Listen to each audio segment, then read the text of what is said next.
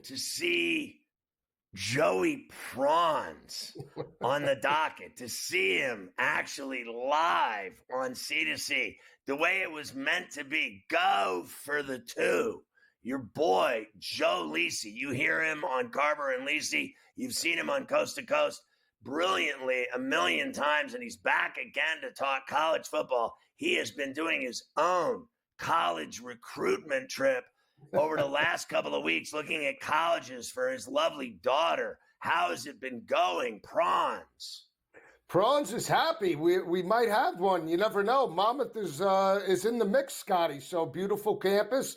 Love the shoreline out there in New Jersey, and just keeping me busy in the off season. Last time you and I spoke, you were out in Vegas covering the fights.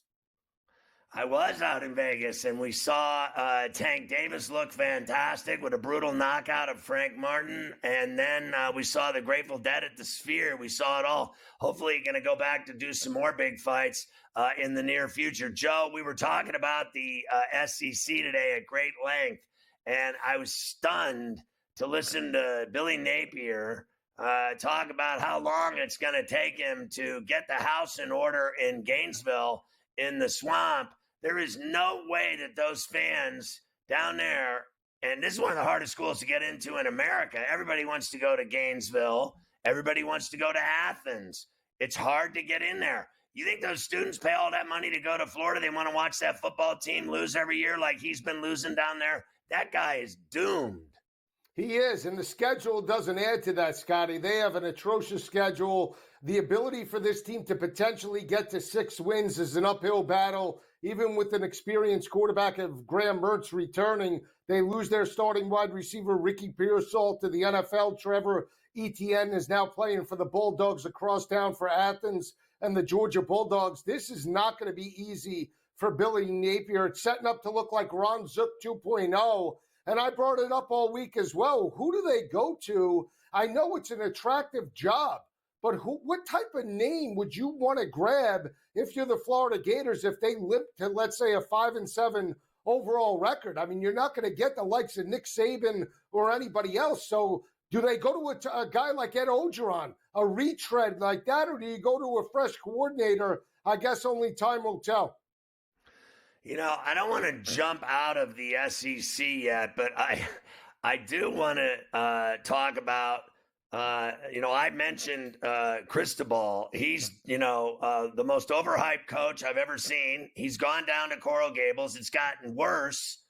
He gets all these great recruits, tons of speed, tons of athleticism, a 5-star out the ying, and they don't win. And then Florida State, all they do is sue people and complain about the conference, and Clemson's not happy. How far are we from seeing Cristobal die in Coral Gables and the ACC implode if Florida State and Clemson leave? I think very close. I think the potential for Florida State and Clemson to bolt to the likes of the Big 12 is a possibility. We already heard of the Big 10 and SEC wouldn't take on both of those schools respectively. So we'll see how that plays out throughout the regular season. That's behind the scenes. And you're right about Cristobal. I mean, the pressure's on. I mean, it starts week number 1 against Billy Napier in Florida. It's an arch rival, in-state type of game. And basically, Florida's playing with house money because everybody believes the Miami Hurricanes are back. But we saw this a couple of years ago when De'Ara King came from Houston to try and resurrect that offense. Now it is Cam Ward, it is Damian Martinez on paper. It's a dynamic duo, but we've seen Cristobal coach his team down. I don't know. I need to see it before I believe it. The biggest thing, Scotty, they can score some points, but you can't lose to the likes of North Carolina and North Carolina State within the conference. You can't get kicked around by teams like Georgia Tech, and their defense sucks. So until that changes, I can't buy into Cristobal. I can't. I just can't do it. You know, we are a long way away from the days of the U and Ed Reed and Jonathan Vilma and all those dominant defensive players. We're a long way away from Benny Blades. Yeah, now. It's terrible.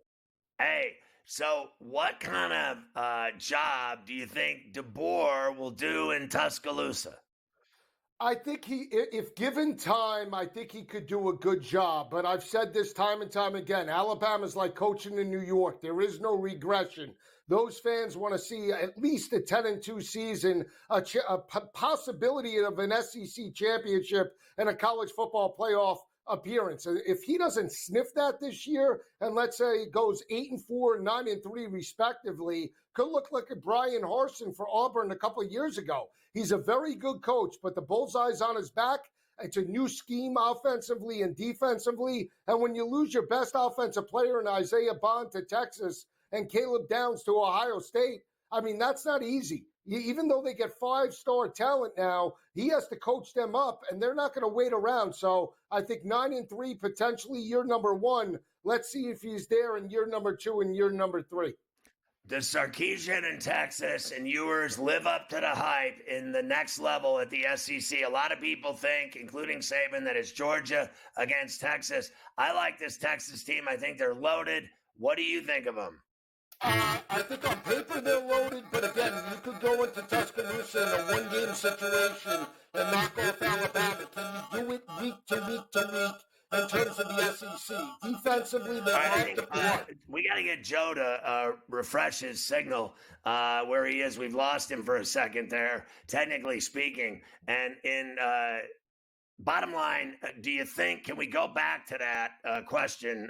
See how you sound now, Joe. We lost you for a second. That's all right. I said, I think that Texas on paper could do it, Scotty, in terms of the talent that they have. But the week to week of the SEC schedule, you can knock off Alabama in terms of a one-game situation like they did last year. But then can you face the likes of Georgia? Can you go to Mississippi State? Can you go to the likes of, let's say, Auburn and some of those other teams back-to-back weeks? I think that's a very tough ask in year number 1. This isn't the Big 12. It's an SEC offense and defensive lines week in and week out. And again, the bullseye is on their back. They do have potentially one of the best quarterbacks in the conference in yours. But again, I think this team potentially could be 9-3, 10-2 at best. So the Big Ten has changed dramatically. How do you think the West Coast teams are going to fit in the Midwest? I think Oregon can fit really well. Again, because of how Dan Lanning's coached that team up, I think they're going to be right there with Ohio State in regards to potentially winning a Big Ten title. Dylan Gabriel, an elite quarterback, 30-plus touchdowns, and he could do it on the ground as well. The veteran experience is there, and I think Lanning's a fantastic coach.